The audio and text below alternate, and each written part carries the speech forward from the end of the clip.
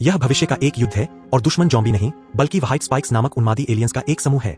बिना किसी चेतावनी के इन एलियन जीवों ने पृथ्वी पर आक्रमण कर दिया जिनका मूल अज्ञात है। स्वाभाविक रूप से क्रूर व्हाइट स्पाइक्स इंसानों को खाते हैं और खतरनाक दर से प्रजनन करते हैं जिससे वे युद्ध में एक भयानक शक्ति बन जाते हैं। केवल 2 वर्षों में ग्रह पर आक्रमण हो गया और बचे हुए मनुष्यों की संख्या घटकर 500 से भी कम रह गई। निराशा के इस दौर में मानवता ने अपने संसाधनों को एक टाइम मशीन के आविष्कार के लिए एकत्रित किया, इस उम्मीद में कि वे अतीत में यात्रा कर सके और घटनाओं का रुख बदलने का कोई रास्ता खोज सके। टाइम मशीन क्रिसमस के दिन 2022 में उतरी, वह समय जब लोग विश्व कप फाइनल का आनंद ले रहे थे। छुट्टियों के मौसम की गर्मी में डूबे हुए अचानक स्टेडियम के केंद्र में एक रहस्यमय वर्महोल दिखाई दिया और भारी हथियारों से लैस सैनिक प्रकट हुए जिससे दर्शक स्तब्ध रह गए।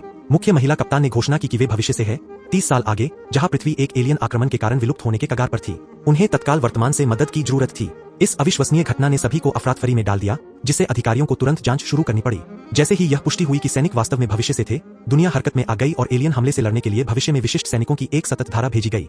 हालांकि युद्ध किसी की कल्पना से भी कहीं अधिक क्रूर साबित हुआ। मानवता के वीरतापूर्ण प्रतिरोध के बावजूद भारी नुकसान हुआ और सैनिकों की संख्या तेजी से कम होती गई। कोई और विकल्प न होने पर सरकार ने सेना की संख्या बढ़ा दी।